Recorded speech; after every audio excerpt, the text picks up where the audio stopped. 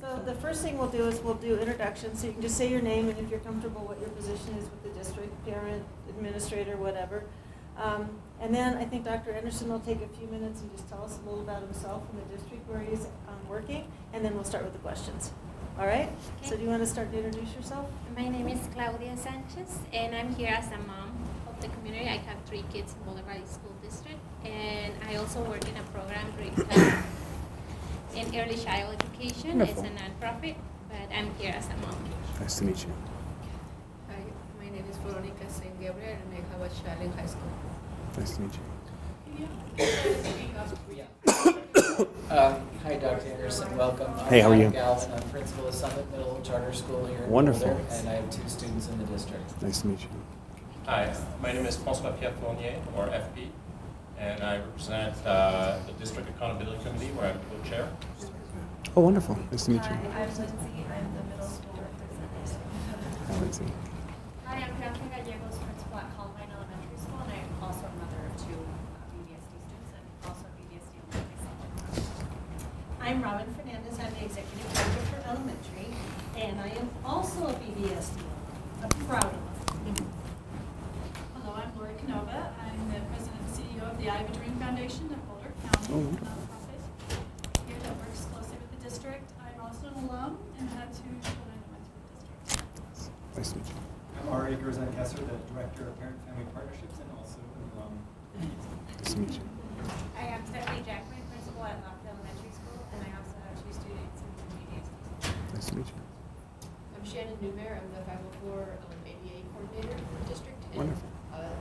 parent of a middle school. Nice to meet you. Hi, my name is Dennis Rassetter. I'm the Executive Director of Special Education for the school district. Nice to meet you. Good evening, Dr. Hanson. My name is Roy Holloway. I'm the Director of Humanities, Federal Programs, and Extended Learning for the district. Nice to meet you. What a pleasure.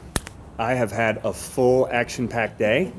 I'm catching my breath, so forgive me if my throat is a little hoarse. It's tough to answer a couple hundred questions in the course of 36 hours. I want to start by introducing my wife and best friend, Jessica.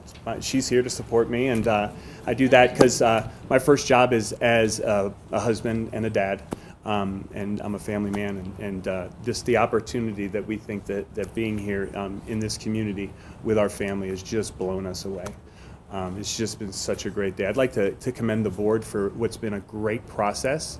They have not taken it easy on us. The community would be proud and just have really enjoyed being part of this process. 21-year educator.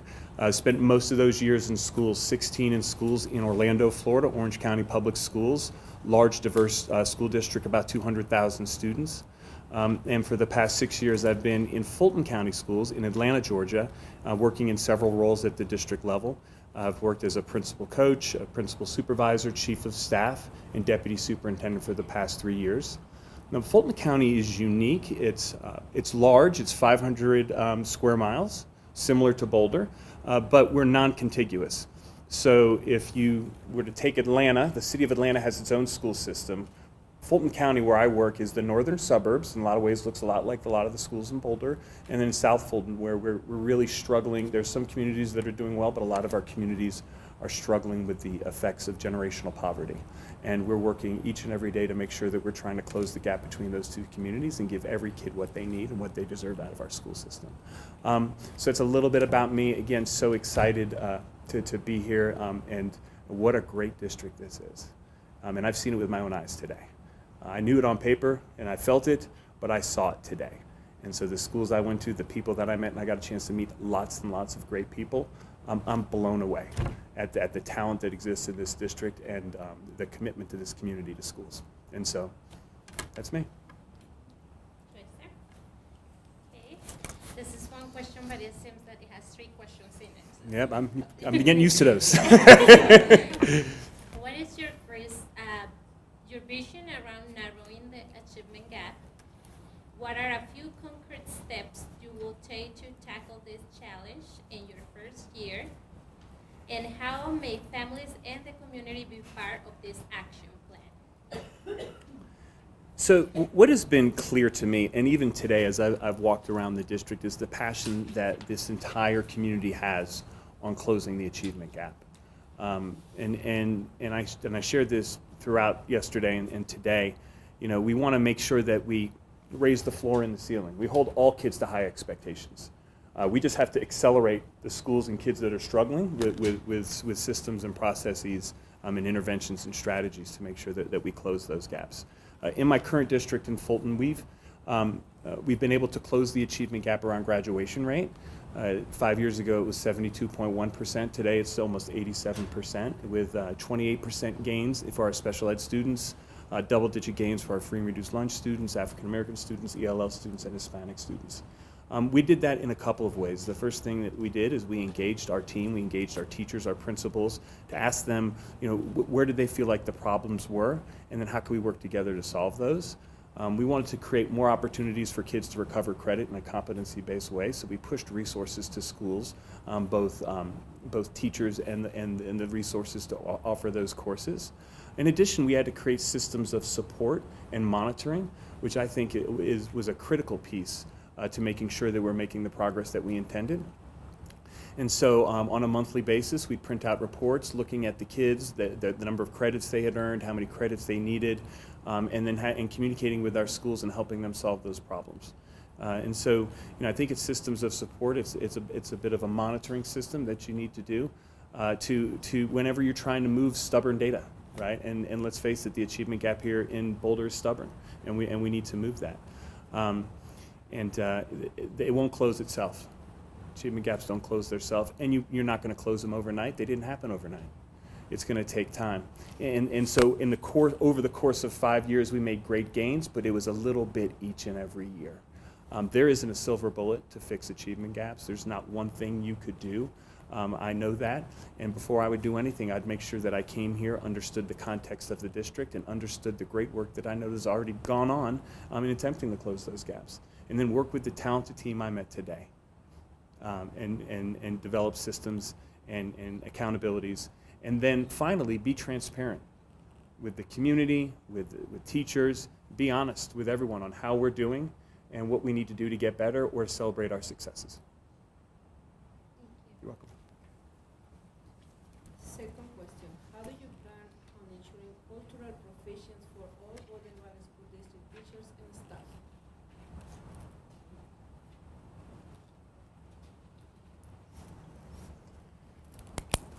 You know, I think that it's really, really important that every student in this district feels welcome and valued, and certainly cultural competency and using those strategies as a teacher is important for students. I think that in order to make sure that happens, that you have to embed that into your professional development program and your training for teachers. And you know, depending upon the needs of the school and where our kids are would depend upon how deep that training would need to go. But you want to set your teachers up for success. You want to give them plenty of time to understand what the expectations are, give them some time to try things out and get feedback, and then ultimately try to roll something out if that is the priority of the district. But again, it's important that all of our kids are understood, are welcomed, and treated in the ways they need to feel safe, to be able to achieve. Maslow's hierarchy of needs will tell you really clearly, you know, food, safety, shelter. If kids don't have those things, it's one of the things that our kids in poverty struggle with, and it's why sometimes it's so hard for them to learn. You have to ensure those things, and so that would be my promise to this community, is that all students would feel safe. Given the uncertain nature of funding for special education programs, how should BVSD ensure continuation of post-high school transition programs? What would be your plan to ensure adequate funding for special needs students in grades K through 12?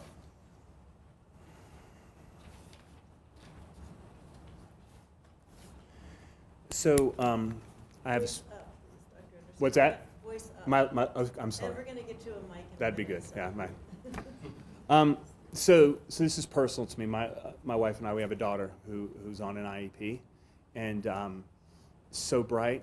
But if she doesn't get the right supports from her teachers, the right accommodations, then she struggles. And oh, is this a? It's okay. Oh. Hot mic. Randy? Okay. There's a mic over here, mic over there, and nobody can hear me. The microphone that's in front of you is for the camera. This one? Did I just mess that up, Randy? If you just put it back. Sorry. Okay. All right. I'm not sure how it operates. I apologize. Okay. I'll try to project. I apologize. Okay. So in any event, especially post-high school transition, I think that that's critical. I know that we work so hard, I know in our current system, to make sure that we're giving kids the job skills that they need so they can be self-dependent as they leave us. And special ed has to be a priority, and it's among lots of priorities for our students. What my goal in coming in as superintendent will be to take a deep look at the budget and look at where our priorities are to make sure that all kids have what they need. We are going to have budget issues down the road. There's no doubt about this. That Colorado's 40th in the country in funding. And it just speaks to this idea that we just have to be more careful with our resources, right? And understand that the problems we're trying to fix, we need to make sure that the money we are spending does that. In my district, I work hand in hand with our CFO on our strategic finance plan. This district has a strategic finance plan. And we are taking it to a different level to measure return on investment. So we'll be able to transparently tell principals, teachers, community members, here's the problem we're trying to fix, here's the investment, and here's our return on investment based on those results. And then that gives you the information that you need that can be objective, not subjective. And if you have to stop doing things because they're not working, you have the information to do that. And if something's working well, you can reinvest dollars because you know you're getting a return on investment. But I would say that would be my plan coming in to work with our team to ensure that each and every dollar that we're spending, we're getting a good return on, and that would allow us to drive more resources to our priorities. Question number 4 of 15. What are your thoughts on the relationship between public education and social justice?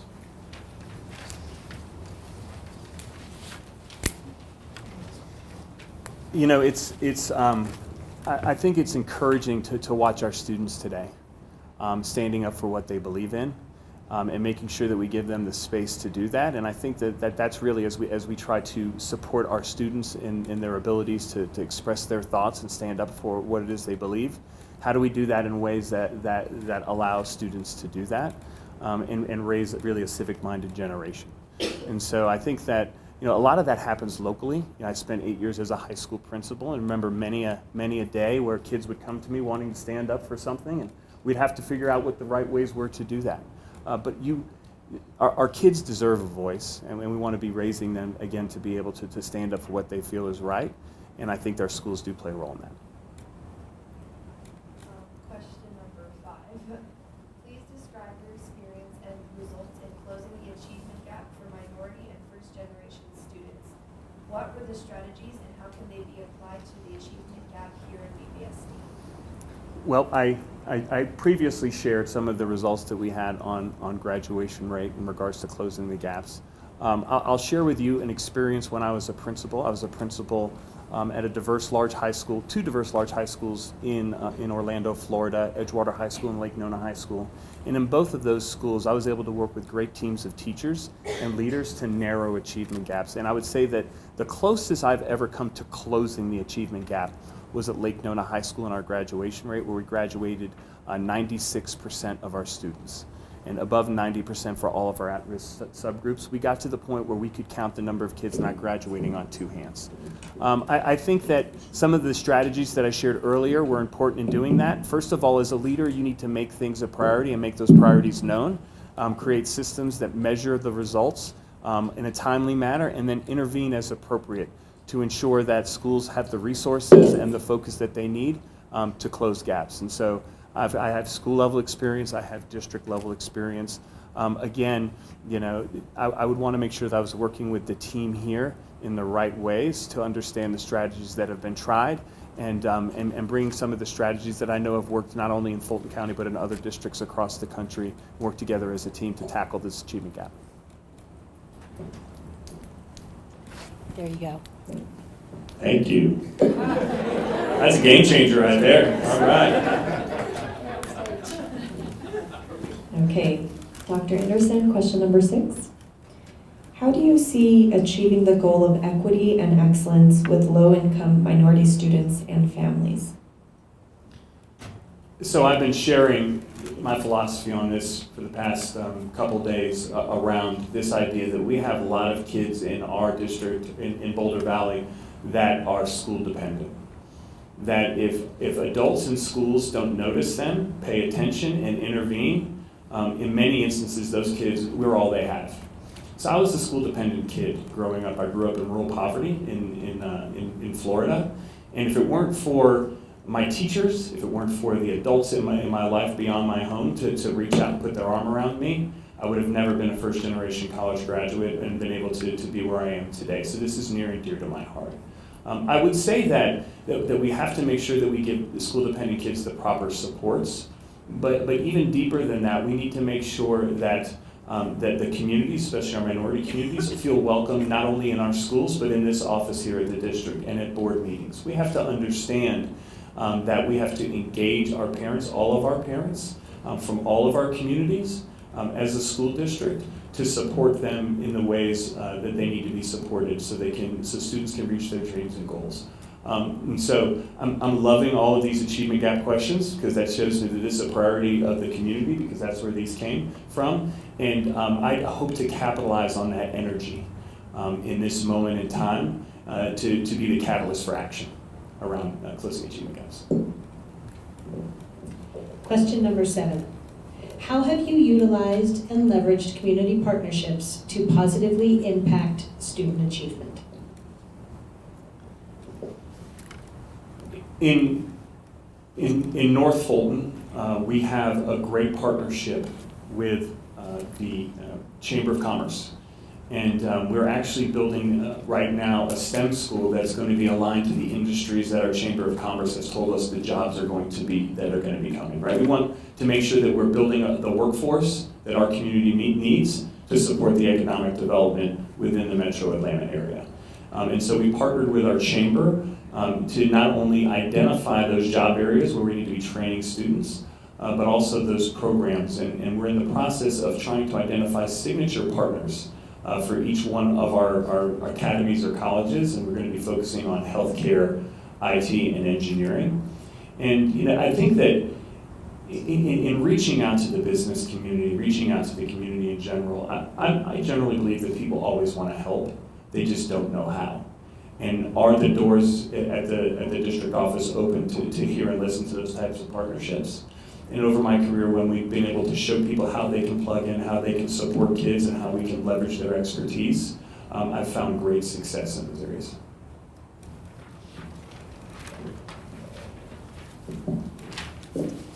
How will you make an impact on the teacher shortage, especially teachers of color?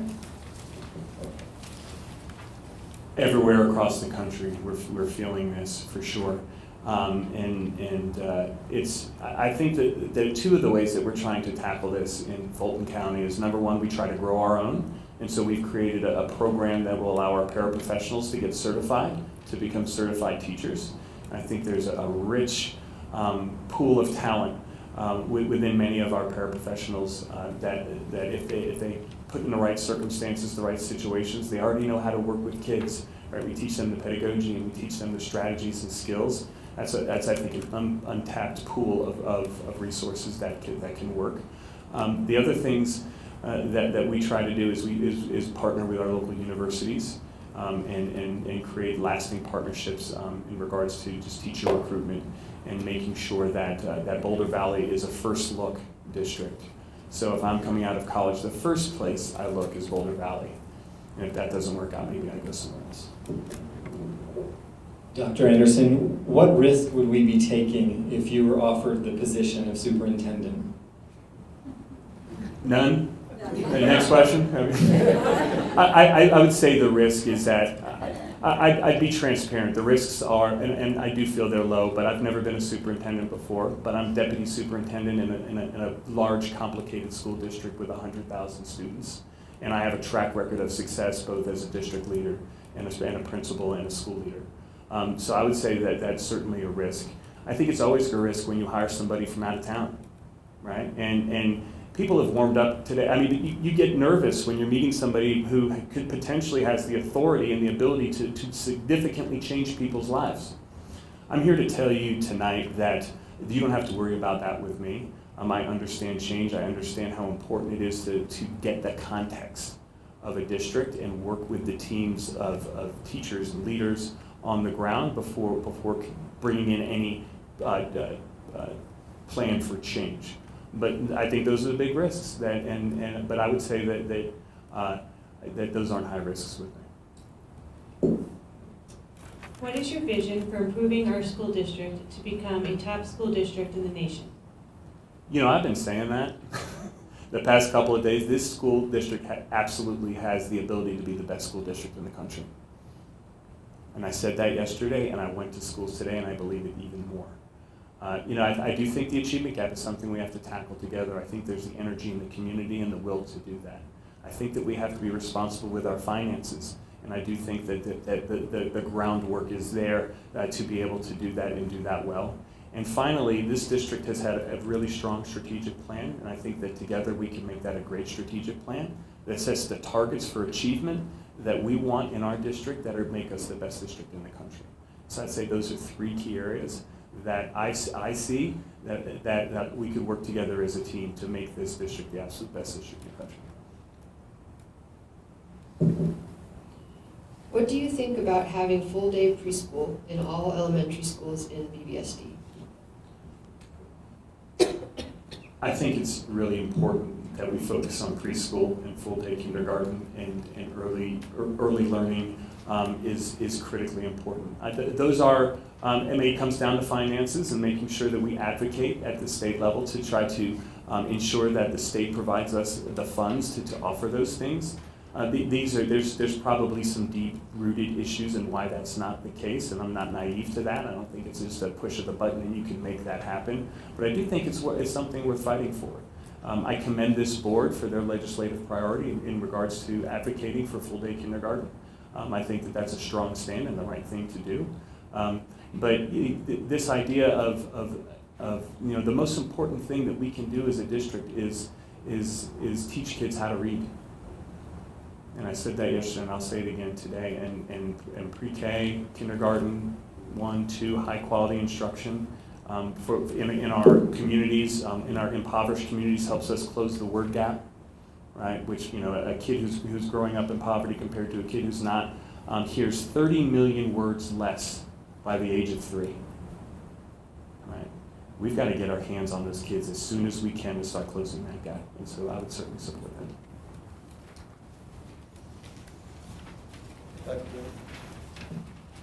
Hey, Dr. Anderson, can you please, can you tell us about the balance you would strike between being involved in our community and serving as an internal manager of all of BVSD's personnel and programs?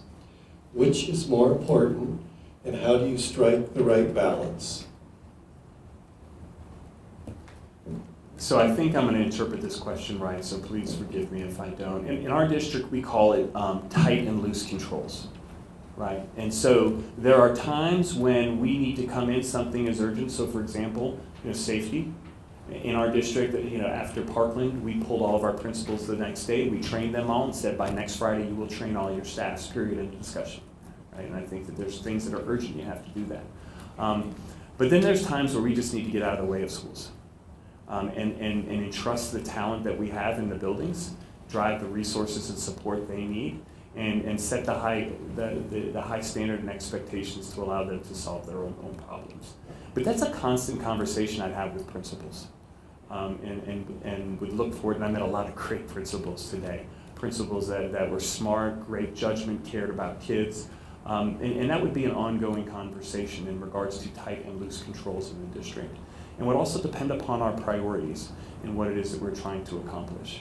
So in my current district, early literacy is a priority, so we have a mandatory instructional framework in literacy for all of our elementary school students, and that's not negotiable. But we came to that decision together, and people are excited about it because having one way to serve our students, allows us to do better jobs of professional development, driving resources, training teachers, setting up model classrooms. But I'm very keenly aware of the balance between trying to micromanage schools and give them the space to do the work, and I'm very respectful. Remember, I spent 8 years as a high school principal. I kind of know the deal. And we would just be clear on what our expectations were, and as much as we could give school space to do the work.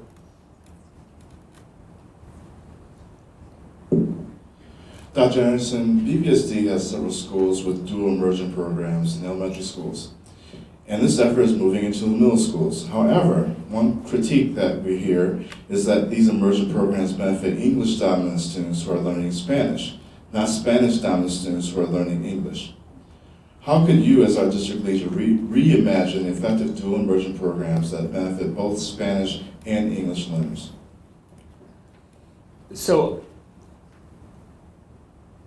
what I know about dual immersion, dual language programs, and we have several in our district, and they're in their infancy stage, so we've just started them, so they're not at the middle school level. But being able to move those to 8th grade and letting our kids be biliterate is an awesome thing. I think that and I was at Pioneer today and had a great conversation with the principal there, and we actually kind of talked about this a little bit. And how do we make sure and ensure that all kids get the opportunity to continue in that model? Because if you stop at 5th grade, there may be a student whose Spanish is better than their language arts, but they're at standard in Spanish, right? But if you reach that up to the 8th grade, then you allow the kids to catch up and level out.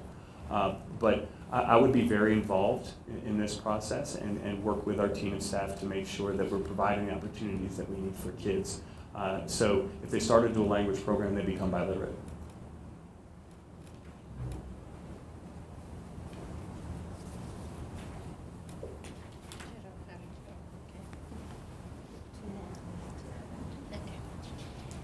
Boulder Valley School District. Boulder Valley School District voters and taxpayers are incredible, the most generous in Colorado. How would you ensure Boulder Valley School District voters and taxpayers that Boulder Valley School District is a good steward of the dollars structured in Boulder Valley School District? Very generous, and this is a very important point. And I'll go back to my earlier point on being transparent on how we're spending our money and how the kind of return that we're getting on the investments that we're making. And just committing to that and embedding that in the culture of the way that we think here in Boulder Valley. We'll do a couple things, and number one, it will show the taxpayers that we can be trusted with their money, right? Which is important. Public trust is critically important. And number two, it'll make us better.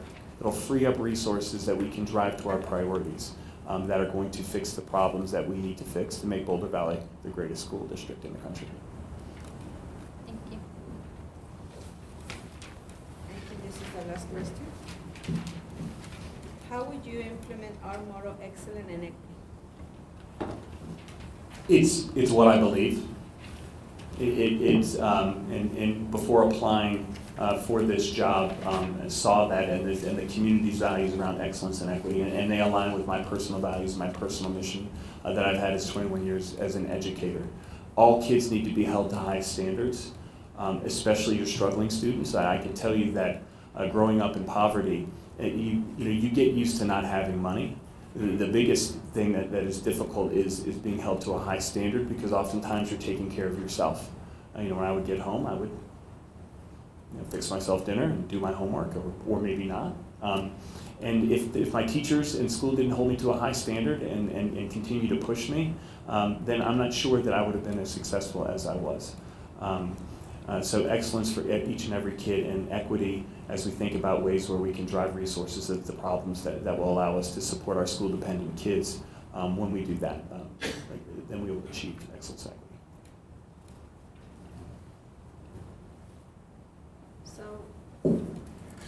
We have a few extra minutes, so I'm going to ask a couple of the questions that were asked last night. And then we'll have a few minutes to just mingle and finish filling out our forms. So if that's all right, I'll proceed with some of the questions from last night. One of the questions was to ensure that we are preparing our students for the future What one thing would you continue doing? What one thing would you stop? And what one thing would you add?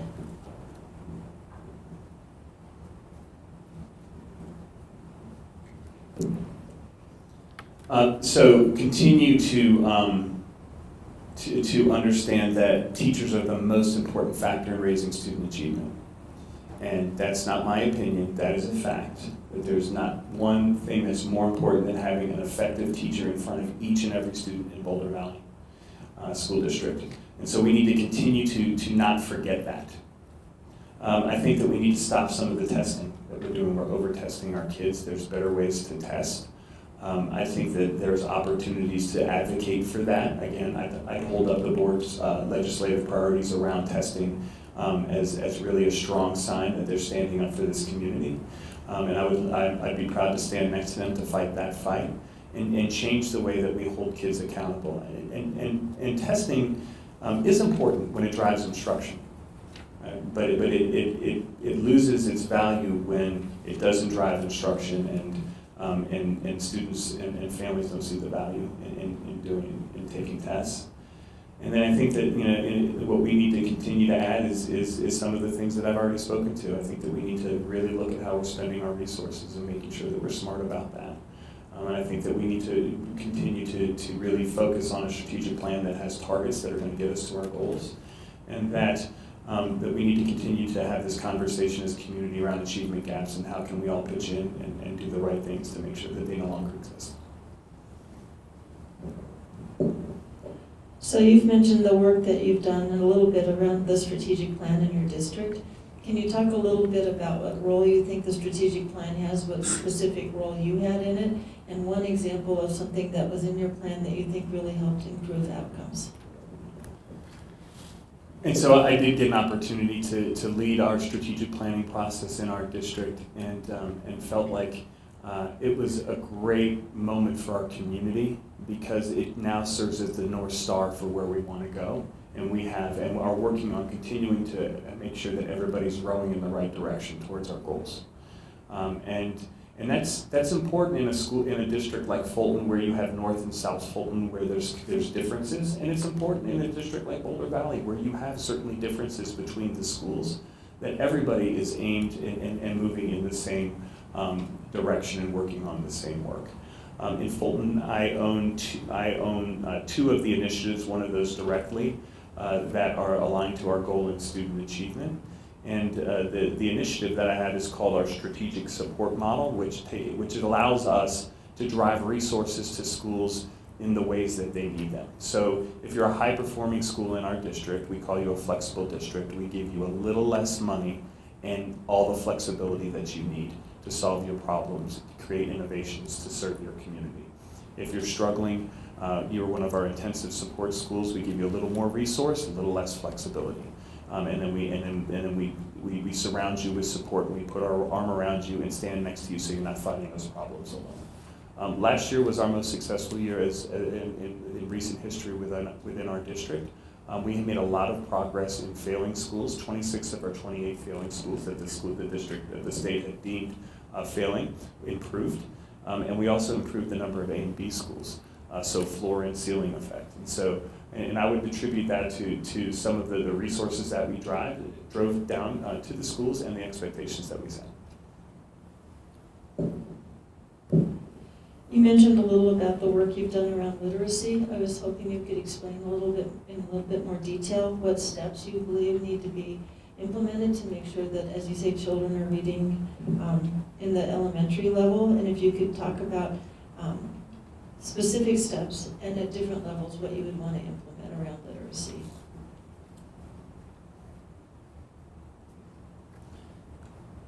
So was a top priority. The first thing that we realized that we needed to do is provide teachers training. We realized that we had a number of our elementary school teachers who were not specifically trained on how to teach kids how to read. And so we adopted some training models and methodologies. And actually, in the first go of this, we did a few different. And so we had trained some teachers in Orton Gillingham, right, in a phonics model, and then we adopted another model as well beside that and trained teachers. You have to have a framework that creates clear expectations. And so if you're a longtime teacher to the district, or if you're a new teacher, when you come in and it's time for the literacy block, you know the expectations. We actually engaged a research firm to help us with in developing our literacy framework, reading, writing, listening, speaking, and worked over the course of a year to develop that with our teachers, principals, and that was another investment that we made. And then we also added additional resources to schools, and so we pushed level libraries into our elementary schools, and then classroom libraries that were also leveled. And so kids, regardless of where they were, could go and pick up a book that they could read, and they know that they could read it. And so those are some of the specific strategies that we did to really support early literacy in our school district. So Boulder Valley has very strong relationships, and I believe good relationships with our various employee groups. What experience have you had in working with employee groups, and how would you continue the positive relationship that we have with those groups going forward? I can't tell you how pleased I am that the strong relationships exist. And I was talking to some folks earlier today, and if it ain't broke, don't fix it, right? That would be something that I'd want to continue to certainly maintain. I'd say that I have a track record throughout my career of working with and engaging all employees, and whether they're classified employees, instructional employees, or even administrative employees. Right now, Georgia is a right-to-work state, so we don't have collective bargaining or negotiating for contracts. And I can tell you there's lots of times where we wish we did have a contract. That is something that both your teachers and your administrators can collaborate and agree upon, and then hold each other accountable to. We wish we had that. In Florida, we did have a contract, and I was actually part of OESPA, which was our classified collective bargaining team, so I do have some experience in that regard. But again, teachers and our employees are the backbone of this organization. It's where our money is invested. It's what's going to help us make the difference. And so I look forward to maintaining positive, healthy, and collaborative relationships. And then one last quick question. You've had an opportunity now to do some drive-bys of our schools and some actual on-site visits. Are there any takeaways that you would want to share with us for things that you think we're doing well, but areas where we could also improve? A lot more going well, I would say. I was just impressed with the culture and the feel in every school I went into. And I've been into hundreds, if not thousands, of schools over my career. And when you step in a building, you can feel the culture within the schools. And kids felt welcome, kids were friendly, the adults were happy, lots of smiles. That was an immediate takeaway. I would say, to get technical, I saw some excellent strategies. I saw differentiated strategies. I saw teachers who understood the standards and were teaching to the depth of the standard, which is certainly important. And saw some really, really cool, innovative practices at Meadowlark, which I'm very excited to see how that school could potentially. Am I done, or? Oh, sorry, Randy. I thought you'd cut me off. That we could maybe begin to scale up to even other schools. This idea of project-based learning, I think, is a really great idea, and it makes education relevant and exciting for kids. In regards to things that can improve, I don't know that I saw anything, a glaring weakness that I would share with you all today that I could say that you would want to step right in and to improve. I would say that I think that, and this may exist or this may not exist, but measures and monitors of how schools are doing in real time, I think, is really important to the success of the school district. And so, how are kids doing? How are schools doing? How are we tracking that? And if they're not progressing in the ways that they need, how do we support them? And how do we intervene? And how do we drive resources to those problems? Thank you, Dr. Anderson.